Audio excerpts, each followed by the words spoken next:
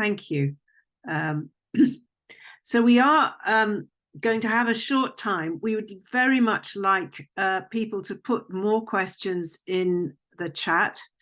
But I'm wondering, because John's was a response to Sally, Sally, if you would like to come in with a response to John and perhaps have a brief conversation between you.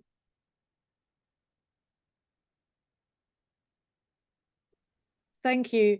Thank you so much, John. I'm still trying to take in what you said, and of course it has an impact. And thank you for bringing the reality of what's happening right now right into our consciousness. Thank you. There's so much of what you said. I wanted to pick up something that you said early on, which was about looking at how climate change is taught in schools. I look forward to reading what you've written about this. I wanted to bring in just one observation from a youth group that I've been involved with, Climate Conversations, where what became so clear was that, you know, they were saying, we've been taught about, this is in the UK, we've been taught about climate all our lives. We never didn't know about it. We've heard about it from school. And what the point that was made was that to know about climate and to feel fear is not necessarily dispiriting. Actually, it's part of the normal human balancing of when you appreciate a realistic anxiety, it causes you to want to act for the good and in concert with other people. That is our natural human response. Okay. What they said they found so difficult, the younger one, the younger member of the group, is a small group, was they brought in climate, but they never said what was to be done about it. It was this combination that was so demoralizing. And that's what they heard all the way through. That's one thing. And the older ones who stuck with it, who were at university up until 22, that sort of age, they had galvanized themselves and wanted to devote their lives to studying and working on climate and being activists. They're a remarkable group of young people, and like so many others. What they said then brought them down was that they were raised up through learning about climate reality. What started making them feel powerless and daunted was seeing, the more they understood just how much the problem was systemic, economic, and driven by the mindset of politicians, ideology, and the power of large corporations. This is what made them feel demoralized, okay, and that they needed their groups. Nevertheless, they found that talking this through in groups was very sustaining. So I think, you know, I just wanted to respond about the, fear. It depends, doesn't it? It depends on what the possibilities for change actually are. And you also intimated that one of the difficulties we face is that actually, there is lively action and then there is reaction from the people who don't want change. And we are seeing this also. You talked about climate activists in your country being molested by the forces of government. This is just beginning in Europe as well. We're seeing a lot of climate protests shut down, and so on and so forth. So, we need to be tough enough to recognize this. But thank you so much for actually putting the facts in front of us and bringing our world together. Thank you. So we have a question. Yeah, we have a question from Georg, which I think probably speaks to different points other people have made. And I'm going to put it first to John. How can we, as psychologists and psychotherapists, play a more prominent and effective role against fossil industry greenwashing and also threats on legal, social, physical, and psychological levels to activists and politicians as we try and stop and limit this catastrophe? So this is to do with how can we play a role to challenge the greenwashing and these threats. Do you It's a really big question, John. But, thank you, Judith. I mean, it's not a very easy question, but I'm just gonna share some of the thoughts I have. One is that I think as psychologists we need to expand our role in the context of climate change, and one way is to find our role in intersectoral and multidisciplinary collaborations. We should look at collaborating with policymakers. How can we ensure that the voices of psychologists and the evidence on how climate change impacts mental health are acknowledged in policymaking spaces? I think that's one. We should also consider how we can expand our perspective and training that, when we think about the mental health impacts of climate change, when we think about mental health, we look at mental health from a climate change framework as well, right? That some way, somehow, many of the mental health problems that exist today are associated with the problems created or exacerbated by the climate crisis.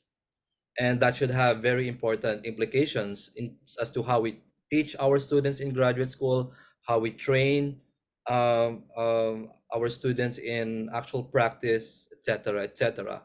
But I'll stop there. Those are some of my initial thoughts. Thank you.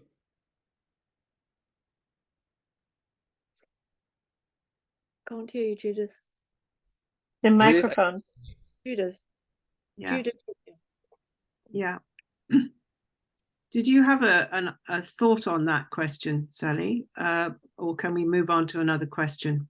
Just very briefly, it's a very difficult issue. And, I think we can just continue to do what we do in the face of our awareness of what we're up against with the massive forces of greenwashing and so on, and culture.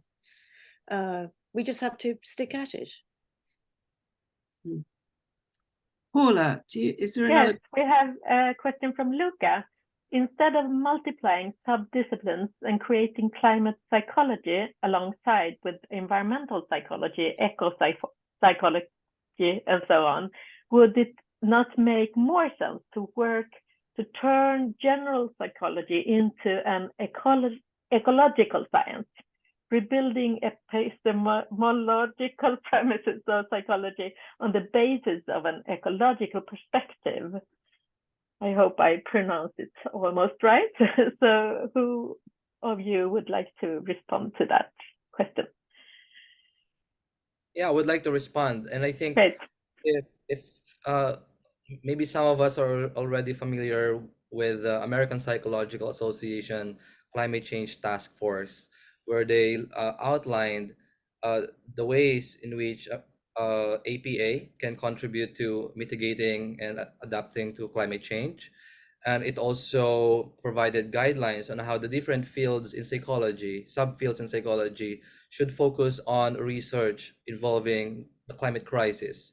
So in the coming years, I anticipate and imagine evidence coming from different subfields of psychology focusing on climate change. And I think at some point it will impact how we teach general psychology and many other psychology courses in the undergrad and graduate classes. Thank you. Thank you very much. Sally, would you like to respond something? Not at the moment, thank you. Yes, thank you. So we have another question here from Steve. John points out that term climate anxiety contains multiple emotions. It's not just anxiety.